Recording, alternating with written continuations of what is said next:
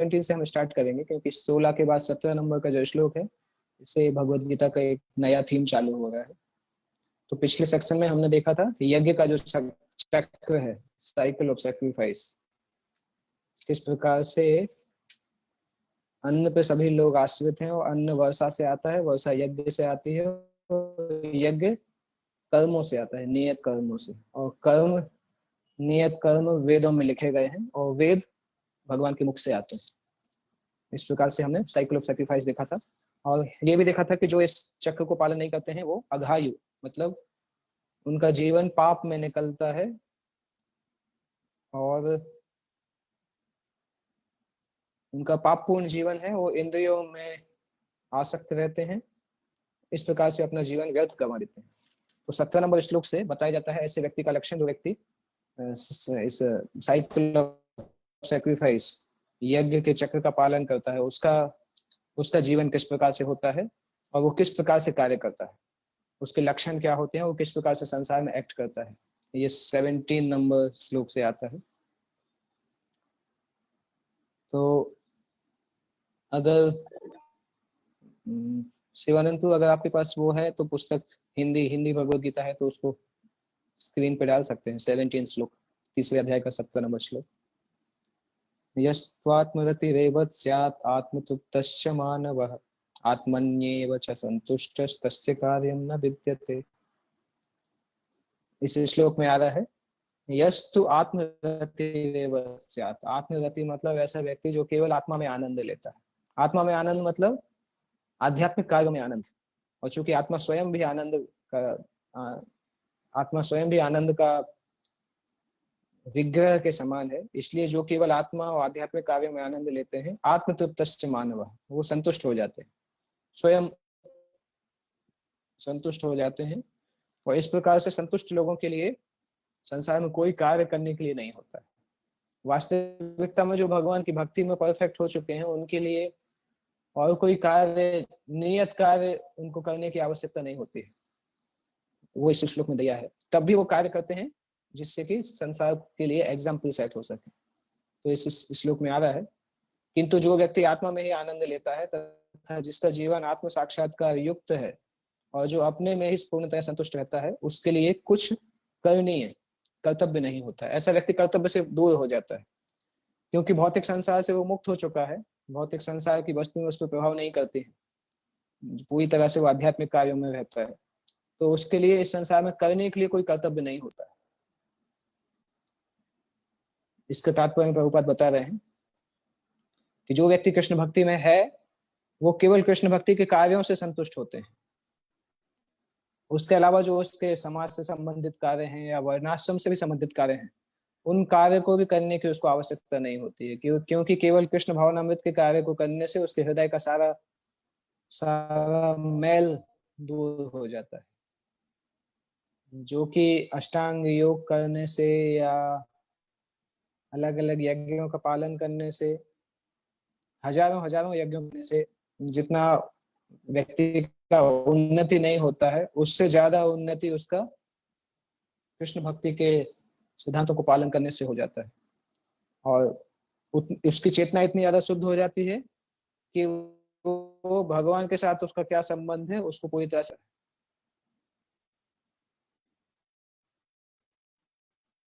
ऐसे व्यक्ति कभी भी कृष्ण भक्ति में जो एडवांस हैं, बहुत एडवांस भक्त हैं, उनका एक लक्षण है कि वो भौतिक कार्यों में कभी भी रुचि नहीं लेते। और मटेरियलिस्टिक लोगों का ही लक्षण है कि उनको भौतिक कार्य बहुत अच्छे लगते हैं, क्योंकि मटेरियलिस्टिक लोगों के लिए भौतिक कार्यों से ज्यादा और कुछ है नहीं। जैसे भौतिक संसार में हम बताते हैं कि जो स्त्री पुरुष के बीच का संबंध है, उस संबंध को लोग बहुत ग्लोरीफाई करते हैं, और ज्यादातर लोग प्रयास करते हैं इस प्रकार से भौतिक यौन जीवन प्राप्त करने का, यौन सुख प्राप्त करने का। परंतु अध्यात्म की तुलना में देखेंगे तो वो कोई सुख है ही नहीं। जो बहुत एडवांस अध्यात्मवादी होते हैं, वो संसार के सबसे बड़े जो भौतिक सुख है, उस सुख को भी त्याग देते हैं। तो इसलिए कृष्ण भावना भावित व्यक्ति किसी भी भौतिक कार्य में रुचि नहीं लेते। और अगले श्लोक में आता है कि उनको करने के लिए और कुछ शेष नहीं रहता है। नैव तस्य कृतेनार्थो न कृते नेह कश्चन न चास्य सर्वभूतेषु कश्चिदर्थव्यपाश्रयः नैव तस्य कृते नार्थ। उसके लिए ना तो नियत कर्मों को करने की आवश्यकता है, ना कृते नेह कश्चन, ना तो उनको कर्म ना करने का कोई कारण है। कर्म करने की भी आवश्यकता नहीं है और कर्म नहीं करने का भी कोई कारण नहीं है। न चास्य सर्वभूतेषु कश्चिद अर्थ व्यपाश्रय, किसी अन्य जीव के ऊपर निर्भर भी रहने की आवश्यकता नहीं है। जैसे जो कृष्ण भक्ति में बहुत एडवांस होते हैं, जो परिव्राजकाचार्य परमहंस होते हैं, वो किसी दूसरे जीव पर निर्भर नहीं होते हैं। अगर कोई उनको ला के भोजन देता है तो भोजन करते हैं, नहीं तो भगवान का भजन करते रहते हैं। जैसे माधवेंद्र पुरी का उदाहरण आता है। माधवेंद्र पुरी को जब कोई आके देता था तब वो भोजन करते थे, नहीं तो वो भोजन स्वीकार नहीं करते थे। जो मिल जाता था वो खाते थे। उसमें ऐसा नहीं था कि उनको, जैसे हमारे साथ होता है, क्योंकि हम भक्ति में अभी बहुत नई नवीन स्थिति में है, तो हमें शरीर की क्रियाओं का भी ध्यान देना पड़ता है। और हमारे साथ ऐसा होता है, एक बार अगर भोजन नहीं मिलता है तो हम बहुत चिंतित हो जाते हैं। इनफैक्ट इस्कॉन में एक चीज हमने देखा, बहुत सारी जगह पे इस तरह से होता है कि ज्यादातर लोग प्रसाद के टाइम पे एकदम पहुंच जाते हैं। अगर कभी पता है कि कोई क्लास है और क्लास के बाद प्रसाद है, तो लोग क्लास में नहीं आते हैं पर प्रसाद के टाइम पे पहुंच जाते हैं, क्योंकि हमारी आवश्यकताएं हैं, सभी की आवश्यकताएं, और प्रसाद उसकी सबसे प्रमुख आवश्यकता है। एक बार एक मंदिर में क्या होता था, संडे फीस्ट होता था, संडे को क्लासेस होता था, तो संडे फीस्ट में प्रसाद पहले बाद में देते थे। तो क्लास के बाद जब प्रसाद होता था तो मंदिर के जो अध्यक्ष थे उन्होंने देखा कि प्रसाद के समय ही सभी लोग आते थे। क्लास में आधे लोग रहते थे, प्रसाद में डबल ट्रिपल लोग हो जाते थे। तो फिर उन्होंने क्या बोला कि उन्होंने बोला क्लास के पहले अभी प्रसाद करेंगे, जो पहले आ जाएगा उसको तब प्रसाद करेंगे, तो क्लास के पहले हम प्रसाद करेंगे। और उन्होंने देखा कि प्रसाद के समय सब एकदम टाइम पे आ जाते थे, पर प्रसाद लेने के बाद फिर भाग जाते थे। तो फिर उन्होंने कुछ दिन बाद बोला कि अभी हम क्या करेंगे, क्लास के बीच में हम प्रसाद करेंगे, आधी क्लास करेंगे और क्लास जब खत्म होने वाली होगी तब हम प्रसाद करेंगे। इस प्रकार से उन्होंने किया, तो फिर लोग, कुछ लोग आधी क्लास तक बैठने लगे। ये भारत में एक मंदिर में हुआ था, इस्कॉन मंदिर में। तो लोग इस प्रकार से, सबकी अपनी अपनी आवश्यकताएं हैं, परंतु जो बहुत एडवांस हैं वो प्रसाद के लिए भी इतने, मतलब भोजन के लिए, अपने शरीर को भोजन देने के लिए भी उतने उत्सुक नहीं होते हैं। जैसे माधवेंद्र पुरी कभी कभी खाते थे जब मिल जाता था। रघुनाथ दास गोस्वामी जो थे 3 दिन में एक बार प्रसाद भोजन लेते, भोजन नहीं, 3 दिन में एक बार केवल छाछ पीते थे। तो उनको किसी दूसरे जीव पर निर्भर रहने की आवश्यकता नहीं होती, और कृष्ण भक्ति के अलावा और कुछ कर्म करने की आवश्यकता भी नहीं होती। केवल कृष्ण भक्ति करते हैं और भगवान उनकी देखभाल करते हैं। और ऐसा कृष्ण भावना भावित व्यक्ति किसी की भी शरण ग्रहण नहीं करता, चाहे वो मनुष्य हो या देवता। जैसे एक बार एक राजा ने एक बहुत बड़े साधु को बुलाया कि मैं आपसे मिलना चाहता हूँ। साधु के पास जब खबर पहुंची तो साधु ने बोला, मैं मुझे तो राजा से कुछ चाहिए नहीं है, तो मैं राजा के पास क्यों जाऊं? अगर राजा को मुझसे कुछ चाहिए तो राजा को मेरे पास आना चाहिए। तो राजा को जब बात पता चली तो राजा को थोड़ा अहंकार को ठेस लगी। तो उन्होंने बोला ठीक है, हम चलते हैं। तो फिर राजा ने जब आश्रम के पास पहुंच के बोला कि साधु को बोलो बाहर निकल के आए, मैं आ गया हूँ। तो साधु ने बोला मैं तो अभी भगवान का भजन कर रहा हूँ, राजा से बोलो वेट करे और अंदर आ जाए। राजा को फिर से अहंकार लगा, तो नहीं लगता है। तो साधु ने बोला मुझे आपसे डर क्यों लगेगा, आप भगवान के द्वारा स्थापित एक राजा हैं जो कि सभी का मेंटेनेंस कर रहे हैं। मैं आपका सम्मान करता हूँ, परंतु ऐसा नहीं है कि आप मुझे ओन कर रहे हैं। तो राजा ने बोला नहीं, आप जिस धरती पे बैठे वो मेरी धरती है। तो साधु ने बोला मैं इस धरती पे नहीं बैठा। फिर राजा ने देखा कि धरती से ऊपर से कुछ रहते थे, उनकी इतनी ज्यादा योगी। ने बोला कि मैं तो आपके राज्य में नहीं रहता, आपकी धरती को उपयोग नहीं कर रहा। तो हालांकि आप इस राज्य के राजा हैं, कि आप भगवान के प्रतिनिधि हैं, इस राज्य में धर्म की स्थापना करने के लिए आप हैं, परंतु इस प्रकार से आप किसी को भी नियंत्रित नहीं कर सकते। तो जो बहुत एडवांस हैं वो किसी की भी शरण में नहीं आते हैं, मनुष्य या देवता, केवल कृष्ण की शरण में आते हैं।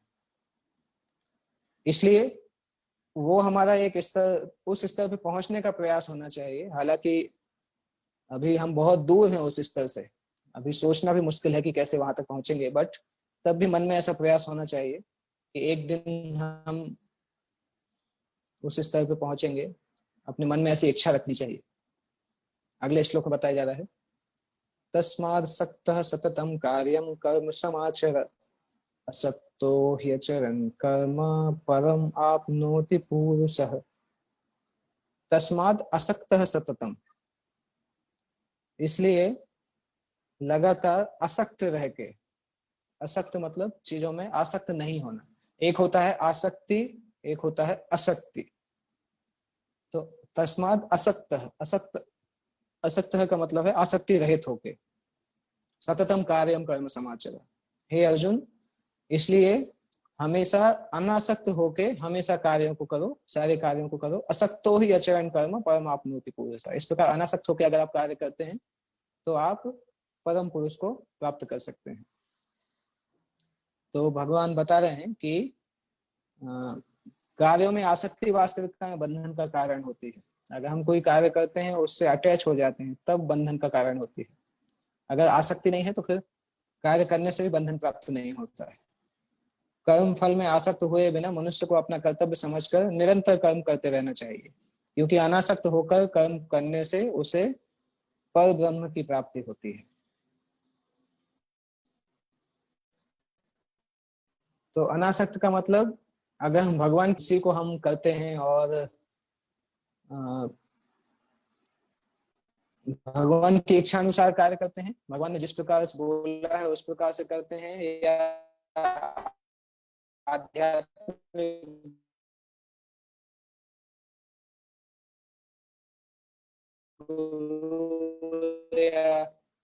शास्त्रों में जिस प्रकार से लिखा है उस प्रकार से करते हैं, तो हम उस कार्य को करते करते भगवान के प्रकार के लोग बता रहे हैं।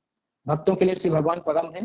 इसलिए जो व्यक्ति कृष्ण भावनामृत में कार्य करता है अनासक्त होके, वो निश्चित रूप से जीवन लक्ष्य की ओर प्रगति करता है। जब हम भक्ति करते हैं या सेवा करते हैं, तो एक बहुत इंपॉर्टेंट वस्तु है, उस सेवा के लिए हमें लोग हमारी प्रशंसा करेंगे या लोग हमें क्रेडिट देंगे, ये सोचना अच्छा नहीं है। ये सोचने से हम आसक्त हो जाते हैं, और फिर अगर हमें क्रेडिट नहीं मिलता है तो फिर हम फ्रस्ट्रेटेड भी होते हैं कि देखो मुझे किसी ने कुछ नहीं बोला, मैंने इतना सारा काम किया, इतना बुक डिस्ट्रीब्यूशन किया, इतने लोगों को मैंने बताया, परंतु मुझे कोई ना कुछ बोला ही नहीं, मेरी कोई ना प्रशंसा नहीं की। ये क्यों हो रहा है? क्योंकि हमारे मन में इच्छा थी प्रशंसा प्राप्त करने की।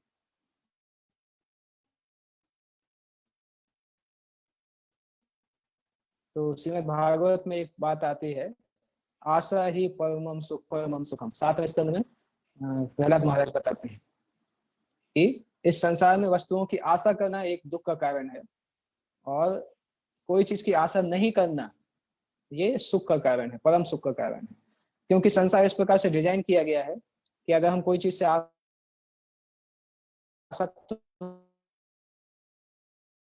होके आशा करते हैं कि हमें ये मिलेगा, तो कई बार ऐसा होता है कि वो वस्तु नहीं मिलती। इसलिए जो व्यक्ति कर्म को बट उसका फल मुझे मिलेगा या क्रेडिट मुझे मिलेगा, अच्छा है, नहीं हुआ तो भी अच्छा है, तो वो सबसे अच्छा प्लेटफॉर्म है। भगवान की सेवा करें, परंतु सेवा के पीछे हम ये लालसा नहीं रखें कि सभी लोगों को पता चलेगा कि मैंने सेवा की है। जैसे बुक डिस्ट्रीब्यूशन होता है तो मंदिर में स्कोर बताते हैं, कई बार भक्तों को लगता है कि अभी मेरा नाम आएगा, देखो मैं फर्स्ट सबसे ज्यादा बुक मैंने डिस्ट्रीब्यूट किया था, अभी मेरा नाम आएगा, सब लोग मेरी तरफ देखेंगे, सब मेरी प्रशंसा करेंगे। और अगर ऐसा हो कि उसका नाम बोलना कोई भूल जाए तो फिर भक्त भक्त फ्रस्ट्रेट हो जाता है, वो जाके बोलता है देखो मैंने इतनी बुक डिस्ट्रीब्यूट किया, मेरा नाम ही नहीं बोला। तो हालांकि मैनेजमेंट की तरफ से भी मिस्टेक है कि उसका नाम बोलना चाहिए था, परंतु उस भक्त को इस प्रकार से नहीं सोचना चाहिए कि मेरा नाम बोलेगा तो सब मेरी तारीफ करेंगे, क्योंकि उस प्रकार से करने से वो अपने कार्य से आसक्त हो जाता है। तो इसलिए सेवा अनासक्त तरीके से करना चाहिए। जो निश्चित रूप से कृष्ण भक्ति में कार्य करता है वो जीवन लक्ष्य की हो जाता है। अर्जुन से कहा जा रहा है कि वह कृष्ण के लिए कुरुक्षेत्र के युद्ध में लड़े, क्योंकि कृष्ण की इच्छा है कि वह ऐसा करे। उत्तम व्यक्ति होना या अहिंसक होना व्यक्तिगत आसक्ति है, किंतु फल की आसक्ति से रहित होकर कार्य करना परमात्मा के लिए कार्य करना है। यह उच्चतम कोटि का पूर्ण कर्म है जिसकी संस्तुति भगवान कृष्ण ने की है। और जो भी हम कार्य करते हैं, इंद्रिय तृप्ति के लिए जो कार्य करते हैं, उससे हमारे मन में इंप्रेशंस भी आते हैं। उन इंप्रेशंस को खत्म करने के लिए हमें वैदिक अनुष्ठान ये सब कुछ करना पड़ता है। पर कृष्ण भक्ति में जो हम कार्य करते हैं वो कर्म चूंकि हम अपनी आसक्ति के लिए, अपनी आसक्ति से नहीं करते हैं, मतलब कर्म हम पूरी शक्ति से करते हैं परंतु उसमें अटैचमेंट नहीं होता है, तो वो कर्म अच्छा या बुरा दोनों कर्म के फल से बाहर होता है, उसका कोई फल नहीं होता। ऐसे कर्म को वास्तविकता में अकर्म बोला जाता है। अकर्म शायद हमने डिस्कस किया 12-13 नंबर श्लोक में। तो ऐसा कर्म जिसका कोई भौतिक फल नहीं होता है, कृष्ण भक्ति के कर्म इस प्रकार से कहलाते हैं। और भगवान बता रहे हैं कैसे, जैसे कोई कॉन्सेप्ट बताने के बाद फिर उसका केस स्टडी किया जाता है कि पहले कुछ लोगों ने इस प्रकार से किया है, उनका एग्जाम्पल बताया जाता है। जैसे जब मैं कोचिंग में गया था IIT Delhi, all India engineering की कोचिंग में गया था, तो सबसे पहले मैंने चेक किया था उनकी कोचिंग की दीवार पे टॉपर्स जो हैं वो कहाँ कौन कौन से कॉलेज में गए, उनकी IIT में कितनी रैंक आई थी। तो जब भी हम कोई फैसला लेते हैं, किसी जगह पे जाते हैं, किसी वस्तु को चूज करते हैं, तो हमेशा हम उसका पिछला बैकग्राउंड देखते हैं कि पहले अगर किसी ने ऐसा किया होगा तो उसके साथ क्या हुआ। तो भगवान भी यहाँ जो कॉन्सेप्ट बता रहे हैं कि अनासक्त होकर कार्य करना, तो भगवान उसका एग्जाम्पल बता रहे हैं कि कृष्ण पहले ऐसे कार्य किया है। महाराज जनक का उदाहरण इस यहाँ पे आ रहा है। कर्मणैव हि संसिद्धिं हमेवापि संपश्यन् कर्तुमर्हसि, 20 नंबर श्लोक में भगवान बताते हैं कर्मणैव हि संसिद्धिं। इस प्रकार से इस प्रकार का कर्म, जैसा कर्म मैंने बताया, उस कर्म में स्थित होके जनक जैसे लोगों ने, जनक जैसे राजाओं ने नियत कर्म करने से सिद्धि प्राप्त की, और लोक संग्रह में वापी संपस्यन कर्तुमर्हसि। क्योंकि इस प्रकार से अगर राजा उसका शिक्षण मिलता है, तो जिस प्रकार से जनक ने नियत कर्मों को किया बिना किसी आसक्ति से, उसी तरह से हे अर्जुन आपको भी अपने नियत कर्मों को करना चाहिए। क्षत्रिय का जो कर्तव्य है धर्म के आधार पर वो करना चाहिए, जिससे कि सामान्य लोग भी अपने कर्तव्य को पूरा करने के लिए तैयार हों। इसके तात्पर्य में बताया जा रहा है जनक जैसे राजा स्वरूप सिद्ध व्यक्ति थे, अतः वे वेद अनुमोदित कर्म करने के लिए बाध्य ना थे, तो भी वे लोग सामान्य जनों के समक्ष आदर्श प्रस्तुत करने के उद्देश्य से सारे नियत कर्म करते रहे। महाराज जनक एक्चुअली जनक एक पोस्ट है, उसमें अलग अलग राजा थे। सबसे पहले राजा थे जो कि महाराज निमि जो वो वशिष्ठ मुनि के साप के कारण उनकी मृत्यु हो गई थी, और फिर उनके शरीर से मथ के शरीर का मंथन करके एक पुत्र की प्राप्ति हुई थी। तो वहां से ये जनक टाइटल चालू हुआ, मिथि जनक। जो जनक थे उनको मिथि जनक बोलते थे। और उसी वंश में बाद में कुछ कई जनरेशन के बाद, ऑलमोस्ट मुझे लगता है 15-20 जनरेशन के बाद, सीता माता के पिता वो उस राज्य में आए। तो जनक के जो राजा थे उनको विदेह बोला जाता था, क्योंकि वो देह से आसक्त नहीं होते थे। बहुत सभी के सभी राजा शुद्ध भक्त थे जनक के वंश में जो थे, तो उनको नियत कर्मों की आवश्यकता नहीं थी, परंतु वो नियत कर्म करते थे। जनक सीता जी के पिता तथा भगवान श्री राम के ससुर थे।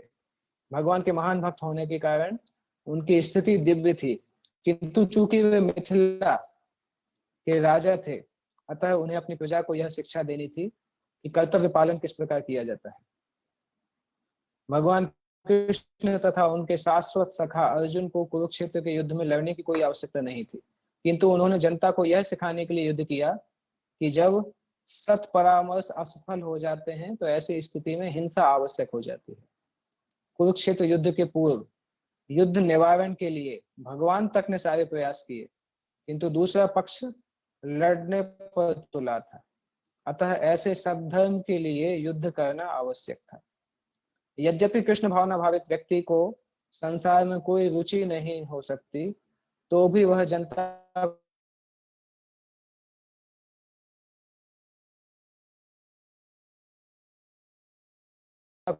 को यह सिखाने के लिए किस तरह रहना और किस प्रकार कार्य करना चाहिए, वो व्यक्ति कर्म करता है। कृष्ण भावनामृत में अनुभवी व्यक्ति इस तरह कार्य करते हैं कि अन्य लोग उसका अनुसरण करें, और उसकी व्याख्या अगले श्लोक में दी गई है। सच हो देता है तो फिर उसका अनुसरण करने करके बाकी लोग भी कामचोर बन जाएंगे। उसको तो कार्य करने की आवश्यकता नहीं है, परंतु बाकी लोग जो इतने ज्यादा आध्यात्मिकता में इतने एडवांस नहीं है, वो लोग भी उनका उदाहरण देख के उनका नाम लेके इस प्रकार से करते हैं, देखते हैं। हर जगह हम देख सकते हैं। जैसे तो फिर कुछ समय बाद क्या होता है, जूनियर्स धीरे धीरे लेट आना चालू कर देते हैं। हमारे भी संडे क्लासेस में, संडे क्लास या इवन मंदिर में जो क्लासेस होती हैं, भागवतम क्लासेस, उसमें भी हम देखते हैं कि अगर एक भक्त लेट आना चालू होते हैं तो कुछ दिन बाद कुछ और भक्त उसको फॉलो करने लगते हैं। तो ये नेचर है, सीनियर्स को फॉलो करने का नेचर है। इसलिए सीनियर्स की जिम्मेदारी है कि वो एक अच्छा उदाहरण प्रस्तुत करें, जिससे कि उस उदाहरण को लोग फॉलो कर सकें। अगला श्लोक उसको बताते हैं, उसको और डिटेल में बताता है।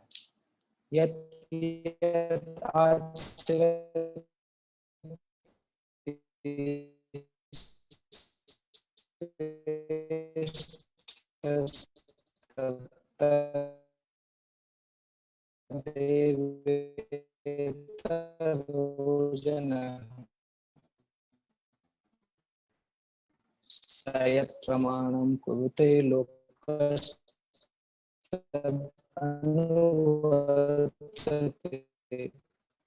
इसमें बताया जा रहा है, यत आचरण श्रेष्ठ, श्रेष्ठ लोग जो भी आचरण करते हैं, तत्त एव इतर जना, दूसरे लोग, सामान्य लोग उसको अनुसरण करते हैं।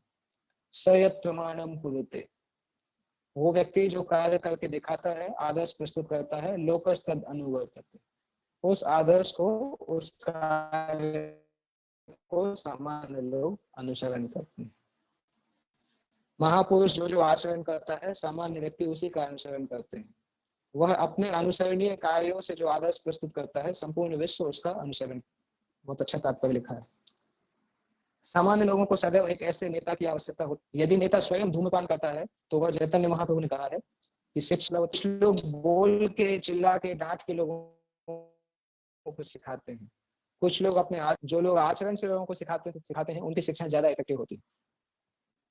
और ऐसा बताने से लोगों को भी विश्वास होता है कि ये खुद भी उसको जीवन में फॉलो कर रहे हैं, इसलिए वो मुझे बताने क्वालिफाइड है। अगर वो खुद फॉलो नहीं करते हैं, लोग देखते हैं कि इनके जीवन में तो कोई ऐसा एग्जाम्पल है नहीं, इसलिए शिक्षक बनना और सीनियर बनना बहुत कठिन है। कई बार जब हम सीनियर भक्त बन जाते हैं, कुछ साल हो जाता है भक्ति में, तो हमें लगता है कि हम सीनियर हैं और सबको हमारी बात सुननी चाहिए, जूनियर्स को भी हमारी बात सुननी चाहिए और सभी को सुननी चाहिए। परंतु वो एक अच्छा फैक्टर है, सीनियर होने के साथ साथ हमें जिम्मेदारी मिलती है और हम ज्यादा सेवा कर पाते हैं। परंतु साथ साथ एक और भी उसमें फैक्टर है कि हमें सीनियर होने के बाद हमें उस प्रकार से एग्जाम्पल भी सेट करना पड़ता है कि हम सीनियर हैं। उस प्रकार से हमारा व्यवहार भी होना चाहिए, जिससे कि सभी लोग हमसे इंस्पायर रहें या इंस्पिरेशन प्राप्त करें। अगर वैसा हम उदाहरण प्राप्त नहीं दे पा रहे हैं लोगों को, तो फिर लोग उतना इंस्पिरेशन नहीं लेते हैं, फिर लोग स्वीकार भी नहीं करते हैं। जो इस प्रकार शिक्षा देता है वह आचार्य या आदर्श शिक्षक कहलाता है।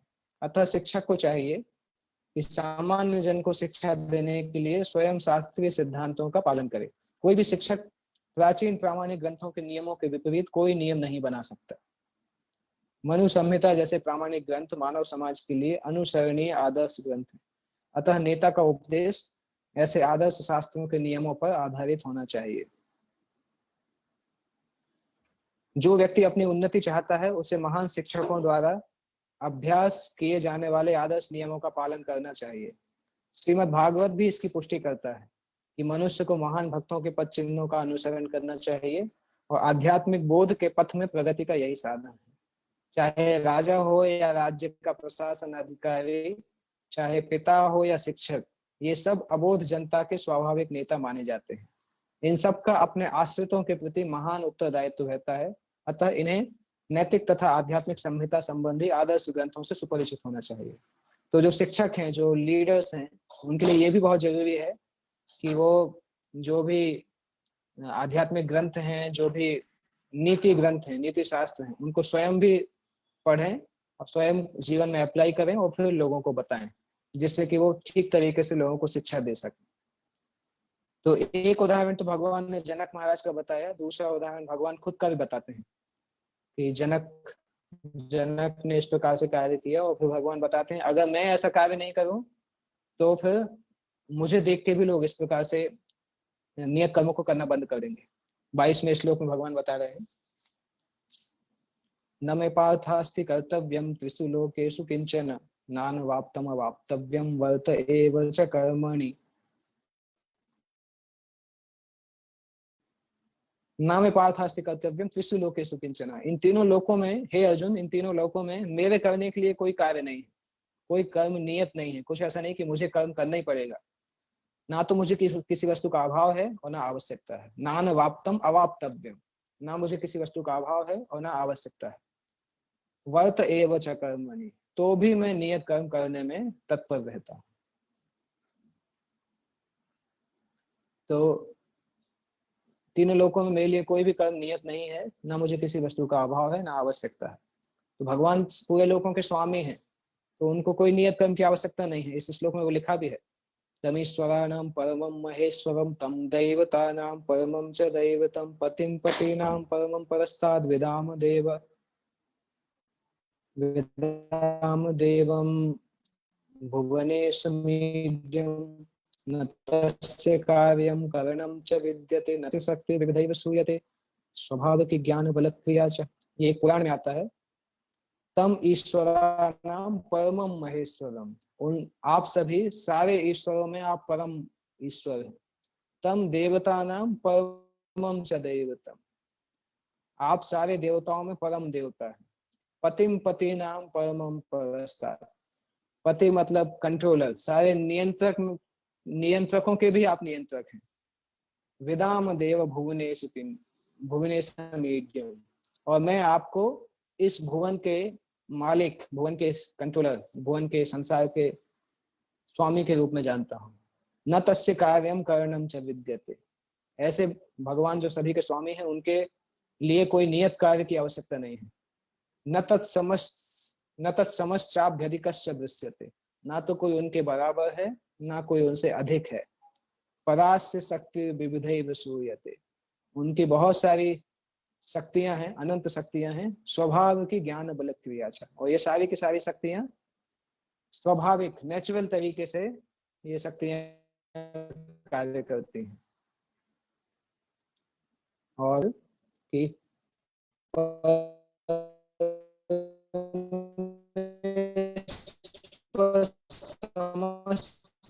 नियंताओं के, ओके, हमने उसको डिस्कस कर लिया। चूंकि भगवान में प्रत्येक वस्तु ऐश्वर्य से परिपूर्ण रहती है और पूर्ण शक्ति से उत्पन्न रहती है, अतः उनके लिए कोई कर्तव्य करने, थोड़ा 10 मिनट बाद क्वेश्चन पूछ सकते हैं जब ये कंप्लीट कर लूं मैं एक 2 श्लोक, उसके बाद यदि हयम नवत, हाँ भगवान बता रहे हैं जिसे अपने कर्म का फल पाना होता है, उनके लिए कुछ ना कुछ कर्म नियत होता है। परंतु जो तीनों लोकों में कुछ भी प्राप्त करने की इच्छा नहीं रखते, उनको कोई कर्तव्य नहीं होता। जिसको कोई चीज की प्राप्ति करने की आवश्यकता है, उसके लिए कर्म आवश्यक है। परंतु भगवान को इस संसार में और कुछ पाना है ही नहीं, भगवान के पास सब कुछ है ऑलरेडी, सब कुछ उनसे ही निकला हुआ है, तो उनके लिए कोई करने के लिए कोई कर्तव्य नहीं है। और जो तीनों लोकों में कुछ भी प्राप्त करने की इच्छा नहीं रखता, उसके लिए कोई निश्चय ही कोई कर्तव्य नहीं रहता। फिर भी क्षत्रियों के नायक के रूप में भगवान कृष्ण कुरुक्षेत्र के युद्ध भूमि में कार्यरत हैं, क्योंकि क्षत्रियों का धर्म है कि दीन दुखियों को आश्रय प्रदान करें। यद्यपि वे शास्त्रों के विधि विधानों से सर्वथा ऊपर है, फिर भी वे ऐसा कुछ नहीं करते जो शास्त्रों के विरुद्ध हो। भगवान शास्त्रों के नियमों के अंदर नहीं है, भगवान चाहे तो शास्त्रों के नियम तोड़ सकते हैं, पर तब भी वो कभी ऐसा कुछ काम नहीं करते जिससे शास्त्रों का नियम टूटे। क्योंकि भगवान अगर ऐसा कार्य करेंगे तो लोग उनको फॉलो करेंगे, और इस प्रकार से लोग संसार का विनाश होगा। अगले 2 श्लोकों में भगवान बता रहे हैं इस प्रकार से, यदि ही अयम अहम न वर्ते यम जातु कर्मण्य तन्विता मम वर्तमान वर्तन्ते मनुष्य पार्थ सर्वस। भगवान बता रहे अगर मैं सावधानी से अपने नियत कर्मों को नहीं करूं, तो ये निश्चित है कि सभी लोग, सारे मनुष्य जो हैं वो मेरे रास्ते का अनुगमन करेंगे। मम वर्तमानुवर्तन पे, मैं जो रास्ते पे जाऊंगा उसका अनुगमन सभी मनुष्य करेंगे। और उसको करने से क्या होगा, यदि मैं नियत कर्म ना करूं तो ये सारे लोग नष्ट हो जाएंगे। तब मैं अवांछित जन समुदाय वर्ण संकर को उत्पन्न करने का कारण हो जाऊंगा और इस प्रकार प्राणियों की शांति का विनाशक बनूंगा। तो भगवान अगर नियत कर्म नहीं करेंगे तो उनको देख के लोग भी फिर नियत कर्म करना भूल जाएंगे। नियत नहीं करने से लोगों का आध्यात्मिक और भौतिक विनाश हो जाएगा और उसके कारण समाज की शांति का विनाश होगा। और उसका जिम्मेदारी किसको होगा, भगवान कृष्ण उसका जिम्मेदार, वो नियत कर्म करते हैं। इसके तात्पर्य भी लिखा है, एवं सामाजिक शांति में संतुलन बनाए रखने के लिए कुछ परंपरागत कुलाचार हैं जो प्रत्येक सभ्य व्यक्ति के लिए होते हैं। ऐसे विधि विधान केवल बद्ध जीवों के लिए हैं, भगवान कृष्ण के लिए नहीं। लेकिन क्योंकि वे धर्म की स्थापना के लिए अवतरित हुए हैं, अतः उन्होंने निर्दिष्ट नियमों का पालन किया। अन्यथा सामान्य व्यक्ति भी उन्हीं के पद चिन्हों का अनुसरण करते, क्योंकि कृष्ण परम प्रमाण है। श्रीमद् भागवत से यह ज्ञात होता है कि श्री कृष्ण अपने घर में तथा बाहर गृहस्थ उचित धर्म का आचरण करते रहे। तो यद्यपि भगवान को करने की आवश्यकता नहीं है, परंतु तब भी चूंकि भगवान खुद ही धर्मराज के समान है, धर्म की स्थापना करने के लिए संसार में आते हैं, तो भगवान भी उन नियमों का पालन करते हैं, भले उनको करने की आवश्यकता नहीं हो। जैसे भगवान को गुरु की आवश्यकता नहीं होती है, परंतु भगवान हर अवतार में गुरु को स्वीकार करते हैं। और आगे अगले तात्पर्य में लिखा है, वर्ण संकर अवांछित जन समुदाय है जो सामान्य समाज की शांति को भंग करता है। इस सामाजिक अशांति को रोकने के लिए अनेक विधि विधान है जिनके द्वारा स्वतः ही जनता आध्यात्मिक प्रगति के लिए शांत तथा सुव्यवस्थित हो जाती है। जब भगवान कृष्ण अवतारियों की प्रतिष्ठा तथा अनिवार्यता बनाए रखने के लिए इन विधि विधानों के अनुसार आचरण करते हैं। भगवान समस्त जीवों के पिता हैं और यदि ये जीव पथभ्रष्ट हो जाएं, तो अप्रत्यक्ष रूप से यह उत्तरदायित्व उन्हीं का है। अतः जब भी विधि विधानों का अनादर होता है तो भगवान स्वयं समाज को सुधारने के लिए अवतरित होते हैं। किंतु हमें ध्यान देना होगा कि यद्यपि हमें भगवान के पद चिन्हों का अनुसरण करना है, तो भी हम उनका अनुकरण नहीं कर सकते। दो वस्तुएं इसमें बताई गई है, अनुसरण और अनुकरण एक से नहीं होते। हम गोवर्धन पर्वत उठाकर भगवान का अनुकरण नहीं कर सकते, जैसा कि भगवान ने अपने बाल्यकाल में किया था। ऐसा कर पाना किसी मनुष्य के लिए संभव नहीं। हमें उनके उपदेशों का पालन करना चाहिए, किंतु किसी भी समय हमें उनका अनुकरण नहीं करना है। तो अनुकरण मतलब उनको उनके जैसा कार्य करने का प्रयास करना। भगवान ने कुछ कुछ असाधारण कार्य भी किए हैं, गोवर्धन पर्वत उठाया, कालिया को मारा, बहुत सारे ऐसे कार्य किए हैं। तो वो कार्य हमें नहीं देखना चाहिए, क्योंकि वो हम नहीं कर सकते हैं। तो भगवान के उपदेशों को मानना चाहिए। जैसे शंकर जी को फॉलो करने के लिए लोग नशा करते हैं, परंतु शंकर जी ने नशा नहीं किया था, शंकर जी ने जहर पिया था, संसार का सबसे विनाशक जहर। तो लोग केवल उनको नशा करने की इच्छा है इसलिए शंकर जी का नाम बताते हैं, परंतु शंकर जी ऐसा कुछ नहीं। उनकी इस तरह से फोटो बनाई जाती है, लोग अलग अलग फोटो बनाते हैं, परंतु वो सब बोगस है। शंकर जी वैष्णव है, वो हमेशा कभी भी नशा नहीं करते हैं। उन्होंने संसार की रक्षा करने के लिए विष का पान किया था और लोग उसको अपने भोग करने के लिए उसको एक्सक्यूज की जैसा लेते हैं। तो इसी तरह से भगवान की लीलाओं को हम डायरेक्टली अनुकरण नहीं कर सकते। अनुकरण करेंगे तो हमारा पतन हो जाएगा। श्रीमद् भागवत में आता है, ये श्लोक 10वें स्कंद में,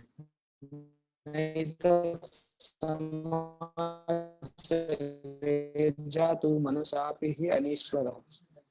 इस श्लोक में आता है को कभी भी भगवान के ऐसे कार्यों की कॉपी नहीं करना चाहिए, क्योंकि वो कार्य केवल ईश्वर ही कर सकते हैं।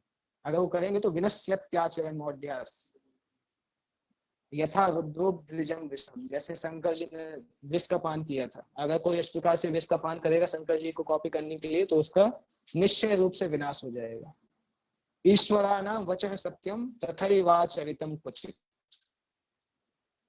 तो भगवान की वचन सत्य हैं और भगवान अपनी शक्ति के कारण कई बार लीलाएं दिखाने के लिए कुछ कार्य करते हैं। तेषां यत् स्ववचो युक्तम बुद्धिमांस्तत् समाचरेत्।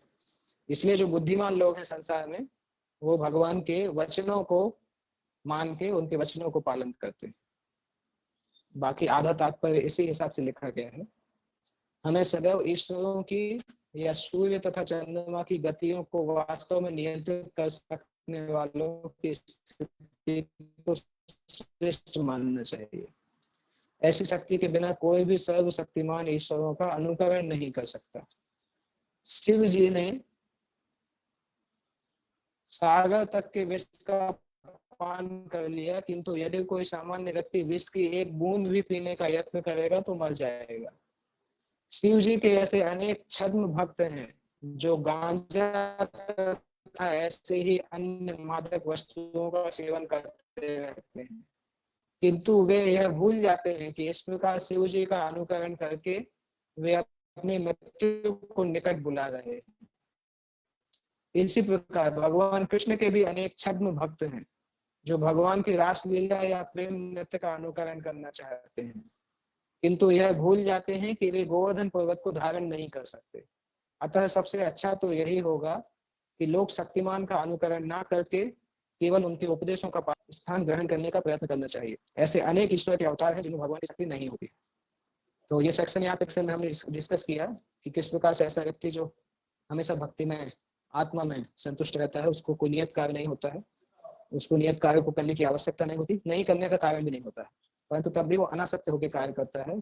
और उसका उदाहरण देने के लिए भगवान ने जनक का उदाहरण दिया, स्वयं का भी उदाहरण दिया और ये बताया कि किस प्रकार से जैसे जैसे लोग श्रेष्ठ लोग आचरण करते हैं उस प्रकार से कॉमन लोग उसको फॉलो करते हैं। किसी को कोई प्रश्न पूछना है तो अभी पूछ सकते हैं, अगर कोई इससे संबंधित कोई प्रश्न है। शिवानंद प्रभु का भी एक प्रश्न था, उन्होंने बीच में हाथ उठाया था।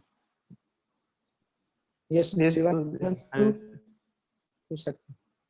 हर किसी हाँ बताइए। हाँ प्रभु, मेरा क्वेश्चन ये था कि बीच में एक वर्ष में महेश सर्व ईश्वर ही महेश्वर है, ऐसा एक वर्ष आया था, एक तात्पर्य में प्रभुपाद जी लिखते हैं। हाँ। तो जबकि या उस वर्ष में तो पर्टिकुलरली भगवान कृष्ण को बताया गया है, लेकिन हमने सभी जो हमने तो ये देख सुना है कि शिव जी को महेश्वर कहा जाता है नॉर्मली, जितना हम लोग सुने हैं। तो ये महेश्वर प्रोपोगंडा को शब्द का कैसे मतलब क्या समझे? है? नहीं, महेश्वर मतलब शब्द का सभी मतलब क्या है? ईश्वरों में जो सबसे बड़े हैं, महान ईश्वर। महान ईश्वर। हाँ, तो महेश्वर तो शिव जी को भी कहा जा सकता है, ब्रह्मा जी को भी कहा जा सकता है, भगवान कृष्ण को भी कहा जा सकता है। महान ईश्वर, जो भी महान कंट्रोलर है उनको महेश्वर बोला जा सकता है। महेश्वर कोई नाम नहीं है, महेश्वर एक पोस्ट के जैसा है। तो जो महान शक्तिशाली कंट्रोलर है उनको महेश्वर बोला जा सकता है। शंकर जी भी उस कैटेगरी में आते हैं। परंतु कृष्ण के लिए क्या लिखा है? महेश्वर नहीं लिखा है, परम लिखा है। तम ईश्वराणाम परम महेश्वरम। आप जो है वो इस प्रकार से लिखा है, तम दैवता नाम परम च दैवता। सभी देवताओं में आप परम देवता है, ये लिखा हुआ है। ये एक्चुअली कोई उपनिषद में आता है। हाँ, श्वेता उपनिषद का श्लोक है। ओके, आंसर मिला प्रभु? यस प्रभु। दिव्यराज प्रभु, मैंने सुना है, I have heard that there are some controversial verses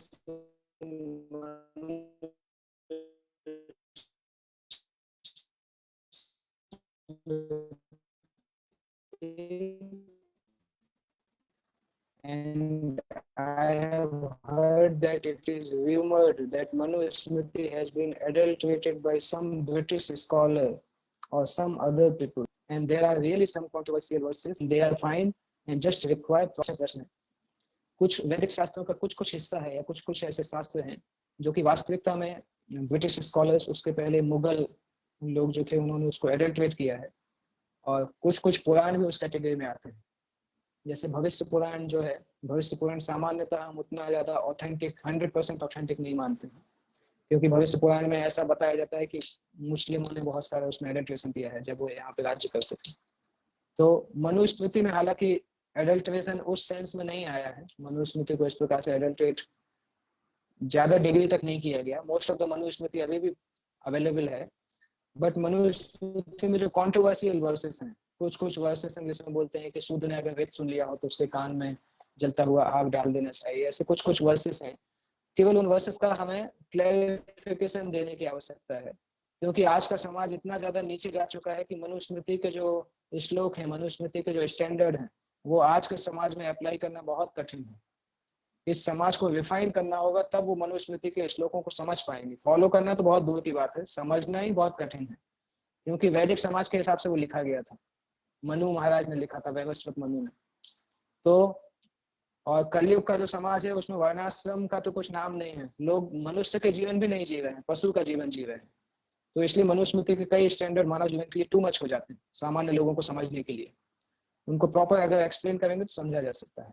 Manusmriti, ISKCON में भी किसी भक्त ने मनुस्मृति के ऊपर पुस्तक लिखी है, उसको आप सर्च कर सकते हैं। अगर वो पुस्तक आपको पढ़ने मिलेगा तो उसमें उसका प्रॉपर एक्सप्लेनेशन दिया है मनुस्मृति के श्लोक। मुझे ऐसा याद है इस्कॉन भक्त ने उसके ऊपर कमेंट्री लिखा है मनुस्मृति के ऊपर, इस्कॉन के कुछ भक्तों ने लिखा। तो कंट्रोवर्सी होता है क्योंकि ठीक से हम समझ नहीं पाते हैं, और दूसरा उनका जिस सोसाइटी के लिए वो लिखे गए थे उनका स्टैंडर्ड बहुत ऊंचा था, और अभी के लोगों के लिए वो यूटोपियन जैसा लगता है वो स्टैंडर्ड। ओके, नेक्स्ट किसी को प्रश्न पूछना है? हाँ दिव्यमान, आपका प्रश्न। सर वो Yes. कृष्ण भगवान ने बताया कि कर्म सबसे श्रेष्ठ है, फिर बाद में बताया भक्ति सबसे श्रेष्ठ है, और कर्म और भक्ति में दोनों में से श्रेष्ठ कौन सी चीज? भक्ति। यहाँ पे जो भगवान कर्म बता रहे हैं वो कर्म भी भक्ति वाला कर्म ही बोल रहे हैं। ऐसा कर्म जो कि जिससे भगवान को संतुष्ट किया जाए, ऐसा कर्म भक्ति कहलाता है। तो भक्ति के बारे में ही बता रहे हैं, भक्ति हमेशा श्रेष्ठ है। ओके, हरे कृष्णा। ठीक है, और कोई प्रश्न किसी को पूछना है? हरे कृष्णा। हरे कृष्णा। चालू करेंगे 25 नंबर से लेके 7 नंबर। हाँ यस, बताइए। हाँ प्रभु जी, एक और क्वेश्चन था मेरा। कुछ पूछना है प्रभु? हाँ ये प्रभु जी, हरे कृष्णा। एक क्वेश्चन था। हाँ। जैसे वर्ष नंबर जो भगवान जैसे एक वर्ष में कह रहे हैं कि यदि मैं नियत कर्मों को सावधानी पूर्वक न करूं तो पार्थ यह निश्चित है कि सारे मनुष्य मेरे पथ का अनुगमन करेंगे। ठीक है, तो हम अगर देखें ऐसे तो प्रभु जी ऐसे तो भगवान के कर्म फॉलो करने से ना करने से लोग तो अपनी इच्छा को पूर्ति करने वाले हैं। मतलब चाहे भगवान अगर नियत कर्म को फॉलो करते भी हैं, हालांकि उनको तो जरूरत है नहीं इन सब चीजों की, और अगर वो फॉलो करते भी है तो भी लोगों की, वो तो लोगों की फ्री हुई है ना, उन लोग उनको फॉलो करे या ना करे। तो फिर भगवान ऐसे कैसे कह रहे हैं कि अगर मैं फॉलो नहीं करूंगा तो लोग मुझे फॉलो नहीं, मतलब लोग उस चीज को कैसे फॉलो करेंगे? क्योंकि अगर भगवान फॉलो करते भी हैं तो भी हम देखते हैं कि अभी जैसे हम देख रहे हैं कि भगवान ने तो सब दिया है, इसके बावजूद भी कई सारे लोग हैं जो उसको फॉलो नहीं करते हैं। तो फिर तो यहाँ पे तो फिर वर्ष कैसे अप्लाई हो सकता है, कैसे समझेंगे इसको? ये मतलब है भगवान का कि ऑलरेडी लोगों को तो भोग करने की इच्छा है, वो वैदिक नियमों को पालन नहीं करना चाहते हैं, परंतु अगर भगवान उसको पालन करके नहीं करेंगे तो फिर वो उनको एक लाइसेंस मिल जाएगा कि देखो भगवान ने भी नहीं किया तो हमें भी करने की जरूरत नहीं, ये चीज इंपॉर्टेंट नहीं है। अभी कम से कम उनको ये लाइसेंस तो नहीं है, क्योंकि भगवान जब आते हैं तो करके बताते हैं, सारे नियमों को पालन करते हैं, तो वो ये नहीं बोल सकते कि किसी ने नहीं किया। इस तरह से भगवान बता रहे हैं कि लोगों को ऑलरेडी भोग करना है, उनको लाइसेंस मिल जाएगा कि ये अभी तो भगवान ने भी नहीं किया तो हम भी नहीं करेंगे, वो एक लाइसेंस मिल जाएगा। अल्टीमेटली तो जिसकी जो इच्छा होगी वो करेगी, तो एटलीस्ट भगवान का नाम मिसयूज नहीं कर पाएगा वो व्यक्ति। ठीक है, नया सेक्शन चालू होता है। मैं एक्चुअली अभी सेक्शन वाइज कर रहा हूँ, एक सेशन में उससे रिलेटेड जो श्लोक है, क्या क्या थीम है उसके आधार पर कर रहा हूँ। तो 25 से वो थीम चालू होता है और ऑलमोस्ट लंबा चलता है वो थीम। नेक्स्ट वीक पता नहीं कर पाएंगे, ऑलमोस्ट 35 श्लोक तक चलता है। 10 श्लोक सेम थीम में आते हैं, 11 श्लोक 25 से लेके 35 तक। नेक्स्ट क्लास हम देखेंगे कितना हो पाता है, ट्राई करेंगे एक सेक्शन कंप्लीट हो जाए। 25 से 35 के बीच में। Okay next Sunday. हाँ आसक्ति और आसक्ति में आपने एक फर्क बताया था, फिर से बता देंगे, उसको रिपीट कर देंगे एक बार। आसक्ति जो है वो आसक्ति का अपोजिट है। कोई एक एग्जांपल से थोड़ा समझा देंगे? आप देखिए कौन से श्लोक में आया था। हाँ 19 नंबर का श्लोक खोलिए, उसमें देखिए लिखा है तस्माद असक्तः सततम। असक्तः का मीनिंग प्रभुपाद जी ने दिया है आसक्ति रहित। तो असक्तः मतलब आसक्ति रहित। एग्जाम्पल इसमें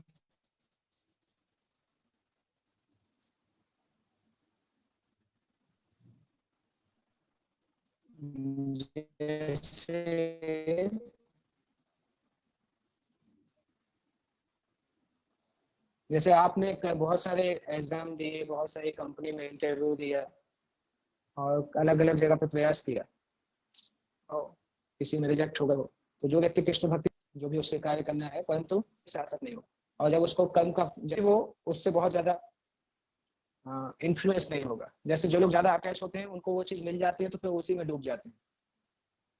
जैसे जिसको बहुत पैसा जिसको बहुत ज्यादा चाहिए, बहुत ज्यादा एकदम पागल है पैसे के पीछे, उसको अगर पैसा दे दिया जाए तो फिर वो पैसे में डूब जाएगा, भक्ति को भूल जाएगा। और अगर पैसा नहीं मिलेगा तो फ्रस्ट्रेट रहेगा, भक्ति को भूल जाएगा। तो उसको आसक्ति बोला जाता है, क्योंकि उसकी आसक्ति कृष्ण के लिए नहीं है, पैसे के लिए है। तो किसी भी अवस्था में वो कृष्ण को भूल जाएगा। तो भगवान बता रहे हैं कि कर्म करो परंतु आसक्ति को छोड़ दो। कर्म के प्रति जो आसक्ति है उसको छोड़ दो। समझ में आया? ओके हाँ ये सोचिए। एंड वर्ण संकर का अर्थ एक बार फिर से एक्सप्लेनेशन।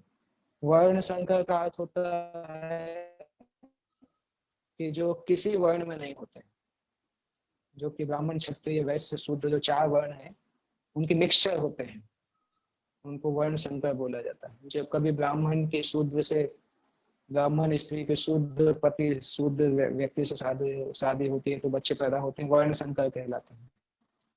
वर्ण संकर शायद उच्च क्वालिटी के नहीं होते। वर्ण संकर का मतलब अनकल्चर्ड लोग इन जनरल हम समझ सकते हैं, जिनके अंदर ज्यादा संस्कार नहीं पाए जाते, उनको वर्ण संकर बोलते हैं। तो इसका अर्थ है कि जैसे अभी के समय में जितने भी हैं हम सब वर्ण संकर में गिने जाते हैं फिर।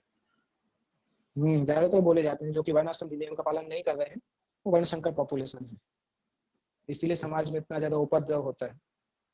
परंतु कृष्ण भक्ति में कोई भी अगर कृष्ण भक्ति में आता है तो वो एडवांस कर सकता है, इसी व्यवस्था में आता है। Yes sir, thank you so much. Okay तो नेक्स्ट वीक इसके आगे डिस्कस करेंगे टेक्स्ट नंबर 25। आप लोग भी उसको पढ़ के आ सकते हैं टेक्स्ट 25 को। 25 से 35 तक हम नेक्स्ट वीक में ट्राई करेंगे। जगत गुरु श्री प्रभुपाद की जय।